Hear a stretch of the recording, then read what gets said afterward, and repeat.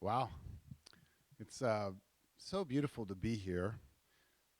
Let me just, can I, is it okay to, is it okay to,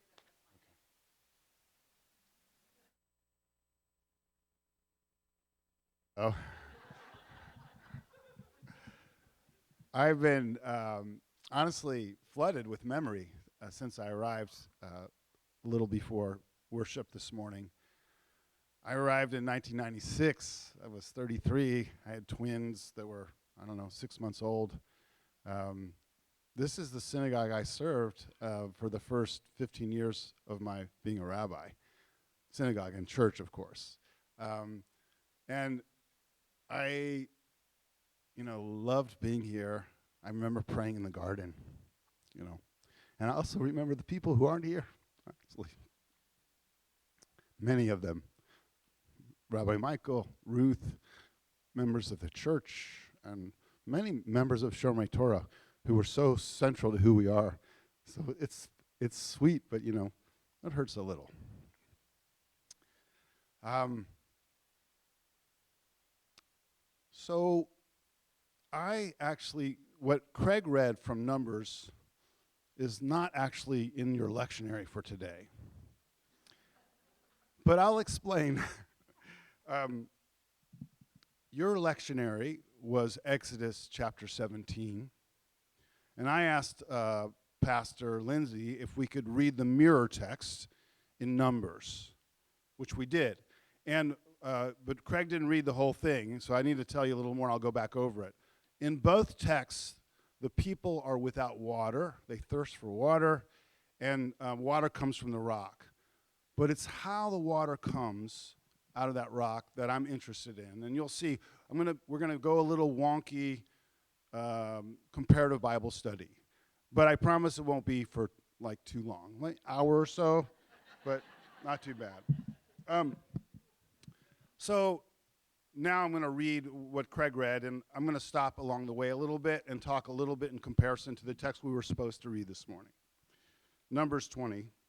The Israelites arrived in a body at the wilderness of Zin on the first new moon, and the people stayed at Kadesh.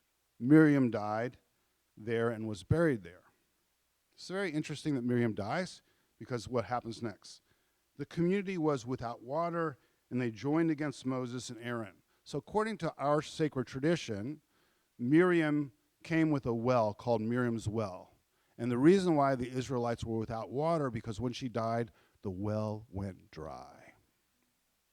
The community was without water, and they joined against Moses and Aaron.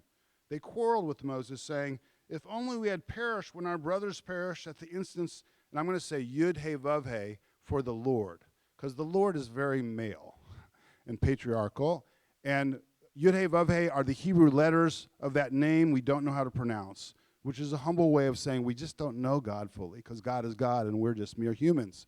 I had a great teacher once. Her name was Marcia Turner. She said, George, remember that the divine mind is much bigger than yours. And so Yud He Vav He is a very respectful way of saying God's name that we don't know how to pronounce. Not Yahweh, which for most Jews who know the tradition, we don't say that name. That's not a correct pronunciation. Why have you brought Yud He Vav He's congregation into this wilderness for us and our beasts to die there? Why did you make us leave Egypt to bring us to this wretched place? A place with no grain or figs or vines or pomegranates. There's not even water to drink. So just stop for a moment and notice the sentimentality of memory. I mean, really? They'd rather be slaves? And you think it's the Israelites a long time ago, but they're us. So what you want to think about is how your memory is sentimental. How when you look backwards and think things were better, think again. Numbers 26. Moses and Aaron came away from the congregation to the entrance of the tent of meeting and fell on their faces. The presence of God appeared to them and spoke to Moses, saying, you and your brother Aaron take the rod and assemble the community, and before their very eyes order the rock to yield its water. Speak to the rock. Thus you shall produce water from the rock and provide drink for the congregation. Okay, up to this point, this story closely mirrors the story we were supposed to read in Exodus. The people are thirsty and complain bitterly. God responds. But there's one crucial difference. In the Exodus story, God says, strike the rock, hit it with your stick. But in this story, God says, speak to the rock. Okay, continue. Moses took the rod from before God as commanded. Moses and Aaron assembled the congregation in front of the rock, and he said to them, listen, you rebels, shall we get water for you out of this rock? And Moses raised his hand and struck the rock twice with his rod. And out came copious water, and the community and their beasts drank. Everything appears fine, water flows, the crisis is resolved, but then comes God's verdict. Dun, dun, dun, dun. But God said to Moses and Aaron, because you did not trust me enough to affirm my sanctity in the sight of the Israelite people, therefore you shall not lead this congregation into the land that I have given them. 40 years. He led a revolution. He left his family behind. And that's what he gets. He gets mad, and that's it. There's so much we could explore here. Why the Torah preserves two stories. Two authors, some confusion, who knows? Whether God is being fair with Moses. Seems not to be fair. Could be. Questions of leadership and accountability. Like this story suggests that leaders are more culpable because they're more responsible, they have more power. Maybe we should send this to the president. Now I'm in trouble. I'll probably be monitored. ICE will come to my door. I wish I was kidding. Or the symbolism of water in the wilderness. Water is life. Water is also the Word of God and many other things. Each of those questions has occupied centuries of commentary. But when I read this version of the story, something else drew me to it. Not water, not punishment, but anger, actually. Can you all hear me? Okay. Because in this moment, Moses loses control. And when you step back and look at the arc of his life, a pattern begins to emerge. You see, Moses has an anger management problem. Moses and God, but we don't have time to do both, so I'm just going to talk about Moses. As a young man, he kills an Egyptian taskmaster, beating him or killing him for beating an Israelite slave. A little later in the story, Moses, enraged over the golden calf, smashes the 10 Commandments. I want to read from that. Moses went down from the mountain bearing the 2 tablets. The tablets were God's work. The writing was God's writing. As soon as Moses came near the camp and saw the calf and the dancing, he became enraged, and he hurled the tablets from his hands and shattered them at the foot of the mountain. He took the calf that they had made and burned it. He ground it to powder and strewed it upon the water, and so made the Israelites drink it. Anger is a thread that runs through Moses' life. So it's no surprise that Moses loses his temper in our reading this morning. I mean, think about it. 40 years with the Israelites. They are a stiff-necked people. Some things never change. And they tried him, They tried him. After all they've been through, after all they've seen, manna from heaven, the splitting of the sea, God's power manifest before them, they still I want to go back to Egypt. In a way, you could say he was justified in his anger. In fact, I think we want to say that. We really do. Because we want to believe we're justified in our anger too. But the Torah actually doesn't want us to do that. The Torah won't let us say that. Right? If it thought Moses was justified in his anger, the Torah would say, or the Bible would say, or God would say, okay, you're good. You're going to get to go to the promised land. Torah does not do that. Here it is important to note that the Bible teaches from both positive and negative examples. So when I worked with kids studying for their bar bat mitzvah, they get whatever Torah portion is that week's reading. That's where your lectionary, the concept comes from. We roll through the scroll. So they could get some really great stuff, let me tell you. And sometimes I'd have to say, well, we can learn from the positive and the negative. So, for example, love your neighbor as yourself. Very good. Originates in Leviticus, by the way. Love your neighbor as yourself. Anger, bad. Well, no, this is a helpful tool when you're studying the Bible. If you encounter something like homophobia, misogyny, genocide, it's all there, by the way, and more, you don't have to accept that as God's law or what God wants. You have to ask yourself, can I save this text? Can I learn from it? Or do I need to condemn it? Because sometimes you say, you know what? This is not okay. It's in the family, so I'm stuck with the reading. I can't edit parts of the Bible I don't like, cut them out. The Bible would be a very thin book, actually.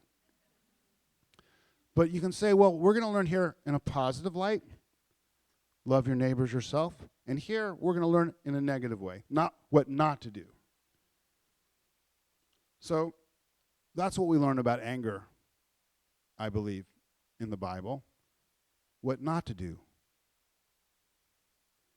The Torah, when I say Torah, I mean the first 5 books of the Bible. I won't test you. The Torah and Jewish tradition consistently warns about anger because it recognizes its destructive power. The ideal our sages teach is someone who is not overcome by anger. Now, this is, I know, hard for us to imagine. So, and the ideal in that regard is a sage called Hillel the Elder. Now, Hillel, interestingly enough, lived at approximately the same time as Jesus, some 2,000 years ago.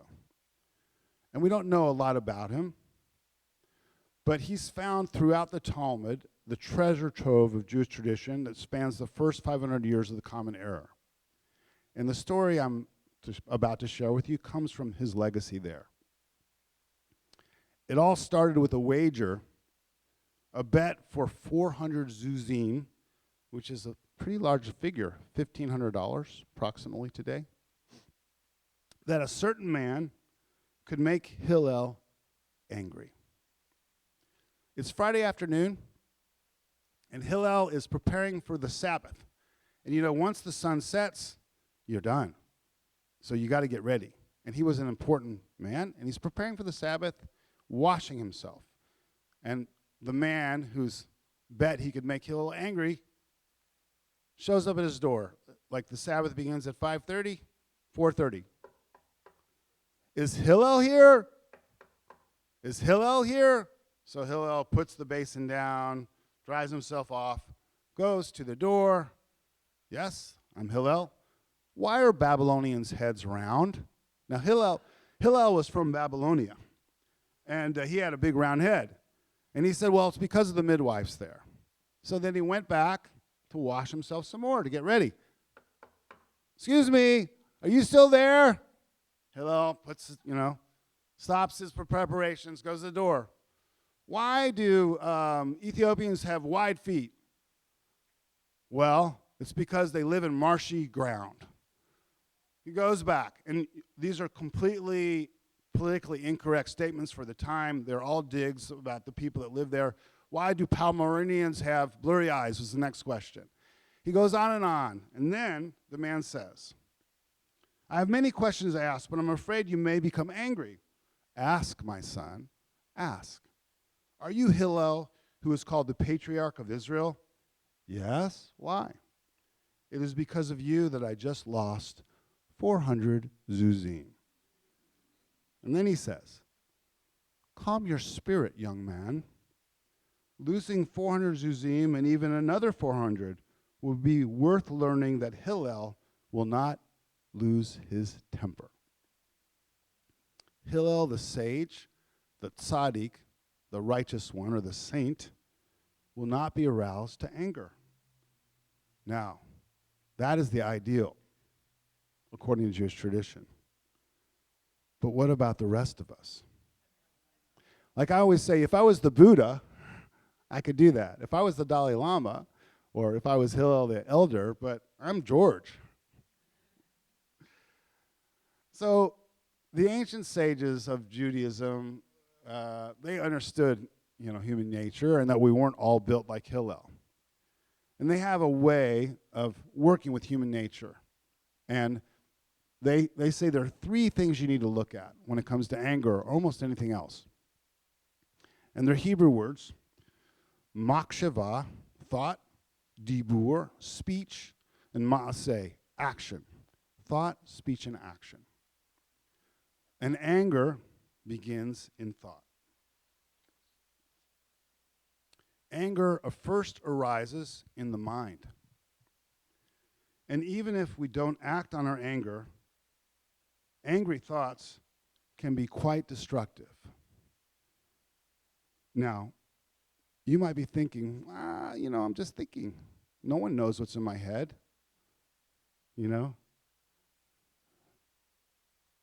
But we are where our mind is. So if I'm talking to you and you're worried about what you're going to make for dinner tonight, or that argument you had with your spouse, or a health issue that's really frightening to you, that's where you are.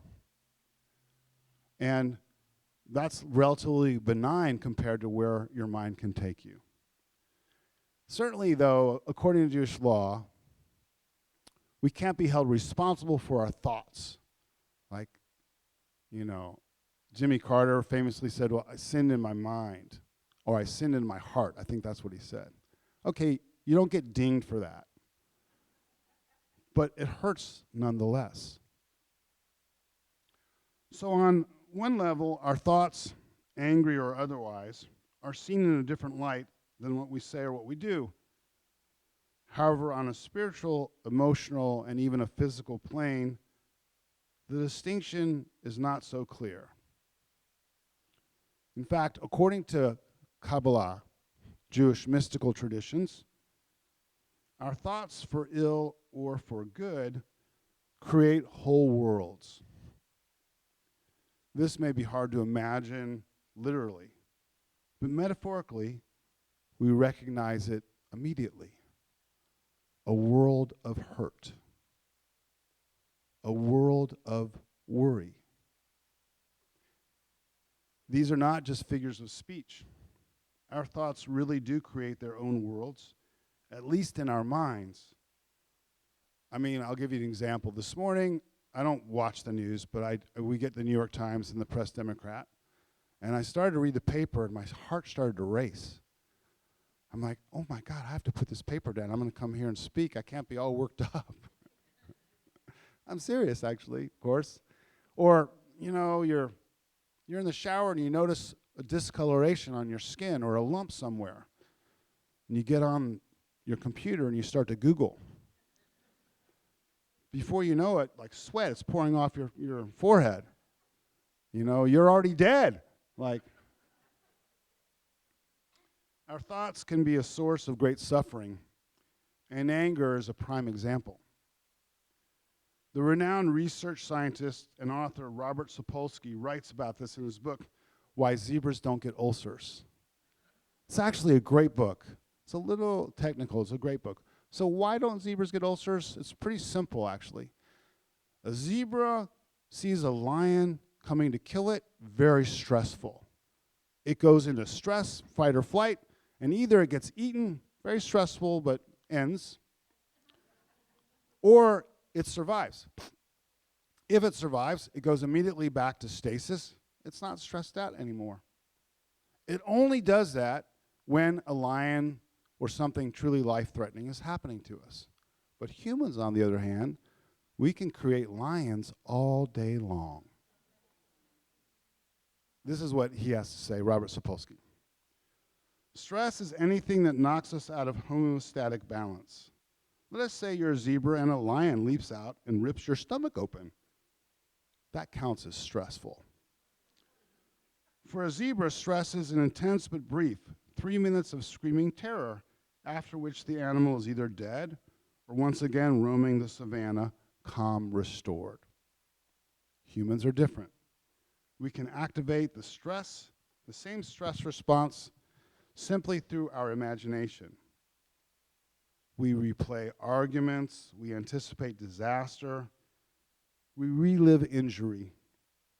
And these worlds do not just reside in our minds.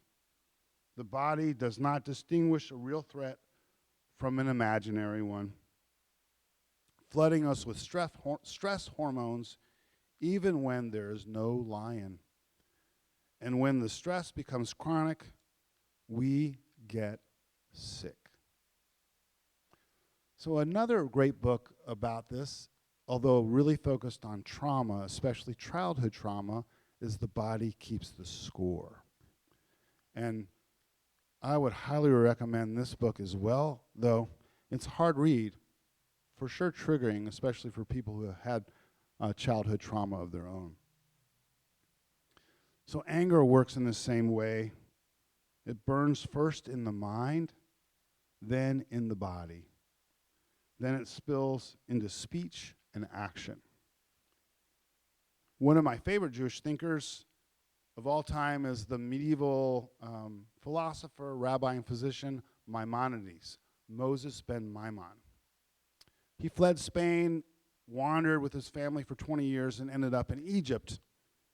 He was one of the greatest rabbis who ever lived. Very prolific writer. Probably was not fun to be around, but he was wise. And Maimonides makes a startling claim about anger. He says that giving in to anger is like idolatry. Why? Because anger distorts reality. It elevates the trivial to ultimate importance.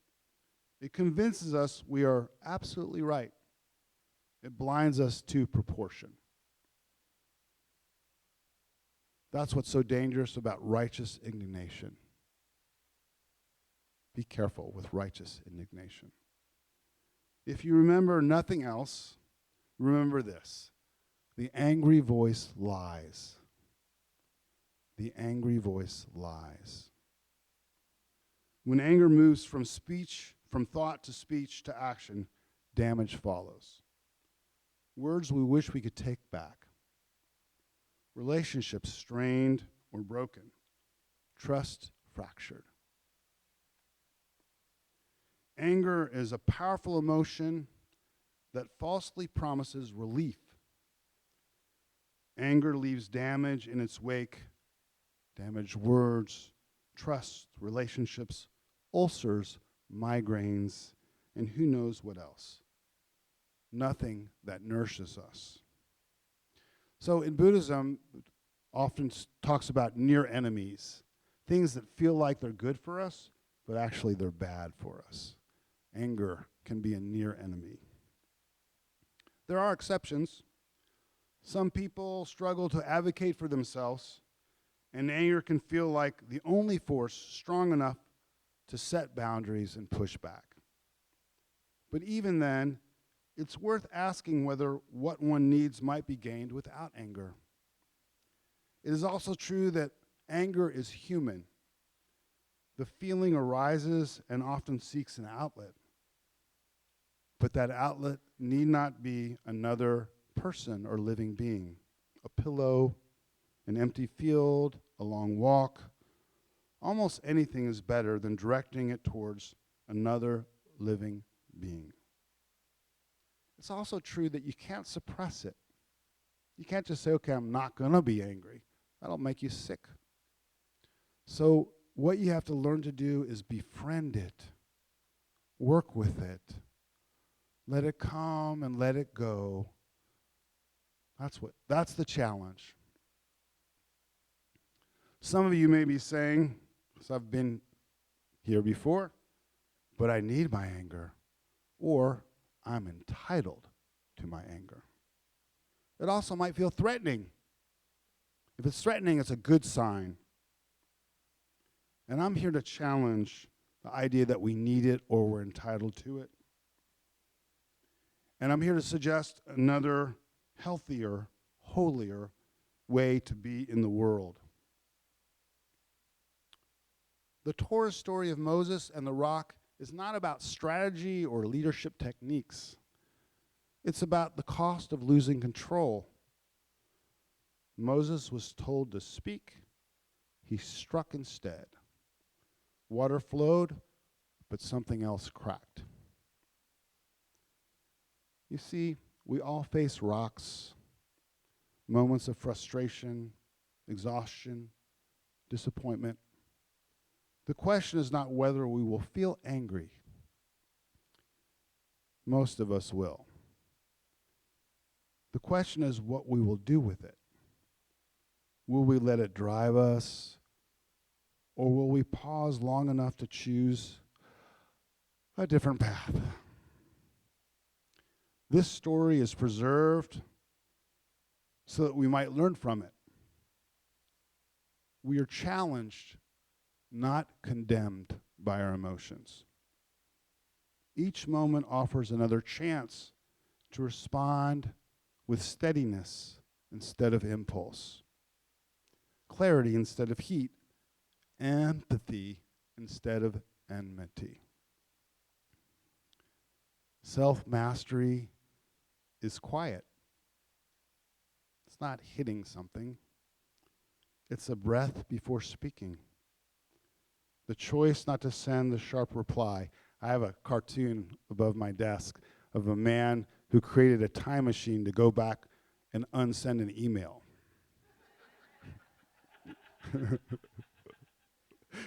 The choice is not to send the sharp reply, the steadying of the body when everything inside wants to lash out, the strength to stay grounded when anger surges, to leave the room, the discipline to answer with calm conviction rather than fury. Water can come from the rock without striking it. That's God's promise.